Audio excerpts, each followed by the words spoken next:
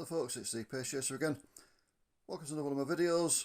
This is something a bit different. A little while ago I did a model review video of the EFE right renowned bodied Volvo B10 BLE.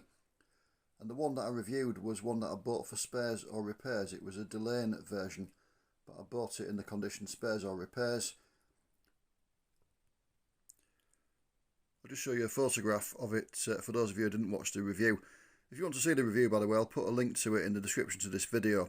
But this is the condition I bought it in. As you can see, the windscreen's broken, the paint's chipped and the door is missing. So it was in quite a state when I got it.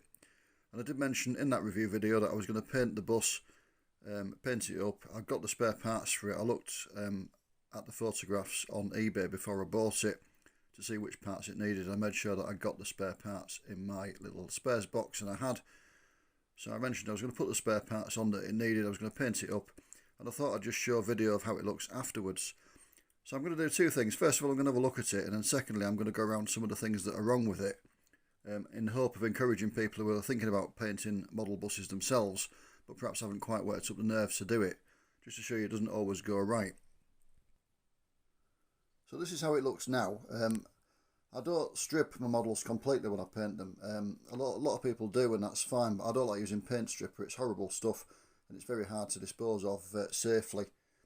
So I tend to just run a bit of sandpaper over them, take the gloss off the paint and give a key for the new paint to attach to, taking care to rub down any bits where there's printed decals just so they don't show through the paintwork, the new paintwork when I put it on. So I don't do a full strip, I just, as I say, rub them with sandpaper. The sprayed, this one's sprayed with Humbrol cans of spray paint.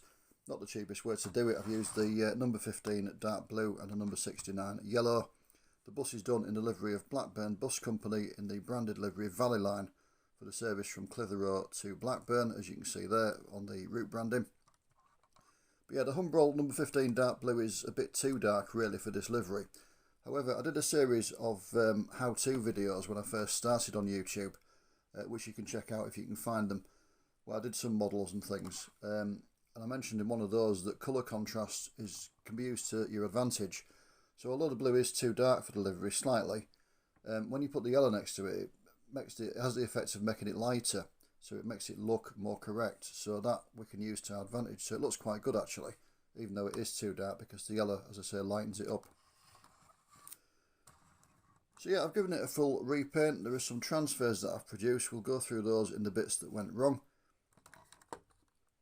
Registration there, B10 YKS. It's not fitting very well in the aperture. One of the problems with the EFE model is that the recess for the registration plate is a little bit too small. It should be slightly larger, and it's hard to get the replacement plates to fit in. It's on Route 22. As you can see, I've put the destination blind behind the windscreen, behind the glass as it should be. You can't read it quite well, it's not quite the right size. It's supposed to say Blackburn, then Hospital and Shadsworth, but it's cut off a little bit there by this little divider that was part of the windscreen that I put on, the replacement windscreen. As I mentioned, I put a replacement screen in. This is the original screen. As you can see, it's scratched and it's cracked and broken at one side there. So that was the original screen that I had to replace. I had a screen in my spares box. Again, we'll come back to that in a little bit. Look at the side there and try and get the camera to focus. There we are. So I put a replacement door on. Full disclosure, the door should be yellow. It's not yellow, as you can see, and again we'll go through that in the things that can go wrong doing your own code 3s in a little bit in due course. Just a look on the back there, some adverts for fares. Again, the route number and the registration plate behind the window there. This was the original window, the back window that came with it. It didn't need replacing, it was alright, but as you can see it had this big Delane thing. Now you can scrape that out from the inside and then put your replacements behind, but it was much easier just to get a replacement window in that I already had in stock. I could have painted the top of this window where it says Delane in black and then just put the destination number and the registration plate on top, but I prefer, if I can, to put them behind the glass.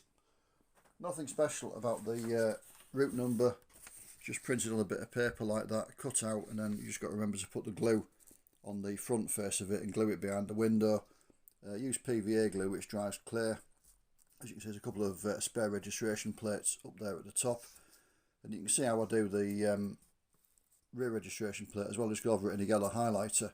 So do it in white and just go over it in a yellow highlighter. You can print it on a yellow background, but I just find it looks a bit more effective if you do it with the highlighter, and it also saves you some valuable colour ink as well. Take you around the offside there. There is a bit of a mark on the driver's signalling window. That's the one that came with the bus. Unfortunately, I didn't have any spare side windows for one of these. Nice coat of silver paint on the wheels to replace the livery that was on them already. The tyres on this one were a bit hard, and sometimes when you take them off, they were quite hard. Sometimes when you put them back on again, they tend to break bits of the wheel off if you're not careful. So I used them like a stress ball. I kind of pinched them like that before I put them back on, just to soften them up a bit and put them back on without any problems. And just a quick look there at the roof. Little ventilators towards the back there picked out in black, although you can't really see it that well against the dark blue of the roof. So what went wrong then? Well, two things first of all. The transfers on this, you can't really tell, but they're actually printed onto paper and stuck on with PVA glue again and then varnished over. I did originally do some on this. This is transfer paper, and it's a good product. I get mine from eBay. Unfortunately, the results of it are a little bit hit and miss. What you have to do with it is, I do my decals on the computer on Microsoft Word. I've got no specialist software or programs or anything. It's just a bog standard Microsoft Word that came with the computer. So I do them on there, and then what you do, instead of printing it onto paper, you print it onto the transfer paper. Give it 5 or 10 minutes when it's come off the printer just for the ink to set, and then you get a can of spray varnish and just spray it over the front face of the paper, over the decals you've just done, and that seals the ink in. And then you leave that to dry overnight, and then you can use them like normal water slide transfers. Again, I did a video about putting water slide transfers on back in the early days. You can find that on my channel somewhere. The thing is, they're a bit hit and miss. I did everything that you're supposed to do. I left the ink for 5 or 10 minutes to dry. I sprayed it over in varnish. I left it for a couple of days for the varnish to set. Cut the transfer out, put it in the hot water to use it as a water slide, and the ink started to come off. It all started to fade. Now, I could have done two things. I could have printed it again onto another sheet of transfer paper and had another go, or I could just print it onto ordinary paper like I did with the blinds and the registration numbers there, and stick them on. It doesn't work every time, but in this case it doesn't look too bad at all. You can't really see that they are printed paper stuck on. It doesn't look, as I say, too bad. What I've done as well is I put the glue on them with a cocktail stick and then stick them on. But what you can do when you've got it pressed on, press it on with a bit of kitchen roll, just set the surplus glue off and get it stuck on. But I don't know if you can see there, I've run the sharp end of the cocktail stick along the panel line there on top of the transfer, just gently, to make the transfer settle into the panel line so it doesn't look stuck on in the normal way. So yeah, they look quite effective in this case. It doesn't work every time doing it on paper, but I just couldn't be bothered going through the rigmarole of doing the transfer paper again, only to find that the transfers were going to mess up again when I tried to stick them on. It does look, as I say, quite reasonable. Interior there, painted in the relevant colours, blue seats, grey floor, etc. as well. You can just see through there. So yeah, the transfers didn't go correctly on this one, but I've managed to get away with it. I think it looks pretty decent with the paper ones that are stuck on. What I did, I stuck them on, gave the whole thing a coat of spray varnish, and then I came back and did this river that comes from under the N and flows past the Y and gets wider, and also this little green valley strip there. Did those in paint, just using a cocktail stick again rather than a brush, just to get the fine line. There should be a couple of little trees on that valley line thing as well, but I couldn't get them on, so it looks quite reasonable. So I did that, and then I just gave it a second coat of varnish just to seal that painting. One thing I had to do on this model as well was paint the windows. The window pillars were in blue on the window units when they came, and it needed them in black, so I got a fine brush and just very carefully and slowly painted over them. And again, they don't look too bad there. You can see bits of blue peeping through, look, just on the bottom there, but it's not too bad. It looks generally like it should do. The other tale of woe is the black door. Why is it black? Well, years ago, a friend of mine who's got a real one of these, a real Volvo B10 BLE, he's preserved it. He asked me to do a model of his bus. So I got a donor vehicle, I started painting, everything went wrong. The windows, unusually for an EFE, were reinforced with a bit of glue, so they broke when I was taking them out. And then the paint job went horrendously wrong, and I finished up putting the usable parts of that bus into my spares box, which is why I ended up with a spare windscreen and door, etc. And getting another bus and just starting again. But I'd already painted the door black for that one.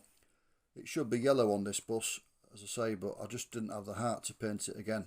It's fiddly, you've got to mask it off and things. It's easy to do, I suppose, but it just takes a bit of time, and yellow over black takes multiple coats, and I just really couldn't bother to do it, if I'm being honest. It doesn't look too bad with a black door, so I just put the black door in as it stands. And that's the bit of encouragement I was talking about. If you're thinking about doing your own repaints and you're a bit frightened of taking the plunge, they do go wrong sometimes. You see on YouTube and on Facebook, etc., people who've done code 3s, and they're really, really good. They look fantastic. I'm not in the league of some of the people. I don't do it professionally. I don't do it commercially, unlike some people, and they are far better than me. Their results are absolutely stunning. I'm an enthusiastic amateur. It looks like it should do. It looks like what it's meant to do. It's not 100% perfect, but hey, I've had a go and it looks quite reasonable, I think, in my opinion anyway. But it's not commercial standard, but just have a go. What you've got to remember is none of the people on YouTube, etc., show you the ones that went wrong. So as I say, I had one of these that it went totally wrong and it finished up in my spares box. Other ones that have gone wrong have finished up being put aside for a rainy day. In other words, if I carry on with it any longer, I'm going to throw it in the bin and lose my temper. So they just get put to one side, and then at some point, when I feel like doing it, I'll get them and correct the things that have gone wrong on them and finish them off. So yeah, mistakes do happen, things go wrong, don't be frightened of that. You can usually correct it. If you can't, put the thing in your spares box, put it aside for a rainy day, get another one and just try again. It's not that hard to do. The hardest bit probably is to take them apart. You can paint them without taking them apart. If you want to do, you just mask the windows off. But they're quite easy to take apart. I did a video back in my early days again of YouTube about taking an EFE model apart. I'll try and find it and I'll put the link in the description.